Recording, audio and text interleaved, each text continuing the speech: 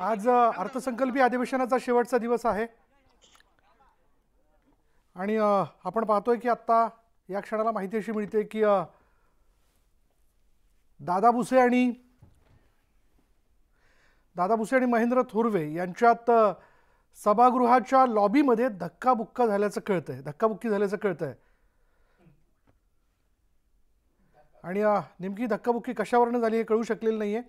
पण शिंदे गटाच्याच दोन आमदारांमध्ये आपापसात काहीतरी वाद झाल्याचं आपण बघतोय आणि या वादाचं रूपांतर एकमेकाला धक्काबुक्की करण्यात झालं।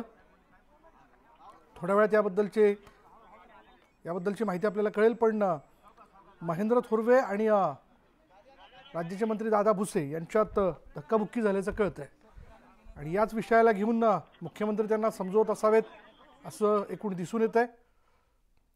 या वादाचं नेमकं कारण काय हे कळू शकलेलं नाहीये। पण अर्थसंकल्पीय अधिवेशनाच्या शेवटच्या दिवशी अशा पद्धतीने हा प्रकार घडणं म्हणजे अर्थातच विरोधकांना हा चर्चेचा विषय असेल।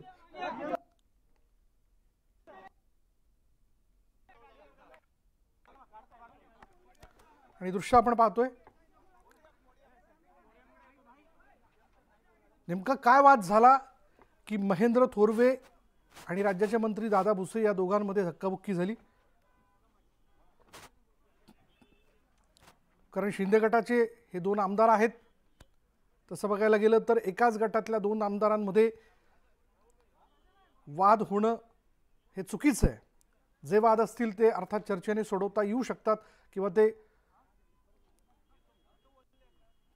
दोन भिंतींमध्ये चर्चा करून सोडवता येऊ शकतात। पण असं लॉबीमध्ये दोन आमदारांमध्ये धक्काबुक्की होणं अर्थातच हा सगळ्यांना मिळालेला चर्चेचा मुद्दाच आहे। विधिमंडळात शिवसेना आमदारांमध्ये राडा झाल्याचा आपण पाहतोय आणि हा राडा झाला राज्याचे मंत्री दादा भुसे आणि शिंदे गटाचेच आमदार महेंद्र थोरवे यांच्यामध्ये। महेंद्र थोरवे हे कर्जतचे आमदार आहेत। असं काय घडलं की या दोघांमध्ये धक्काबुक्की झाली?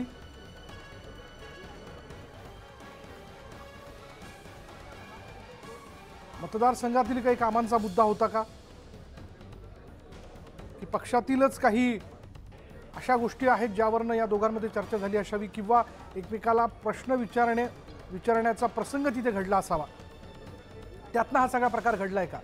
असे अनेक मुद्दे ज्याचा खरं तर विचार होणं म्हणजे ज्याविषयी खरं तर जाणून घेणं महत्त्वाचं ठरेल। कारण शिंदे गटाच्याच दोन आमदारांमध्ये अशा प्रकारे वाद होणं आणि सगळ्यांसमोर तो होणं हे चुकीचं आहे। त्यामुळेच या सगळ्या वादानंतर मुख्यमंत्री एकनाथ शिंदे हे दादा भुसे आणि महेंद्र थोरवे यांच्याशी संवाद साधत असावेत। पण अधिवेशनाचा आजचा हा शेवटचा दिवस आहे। दादा भुसे आणि महेंद्र थोरवे हे एकमेकांना भिडले होते। शंभूराज देसाई आणि भरत गोगावलेंनी इथे मध्यस्थी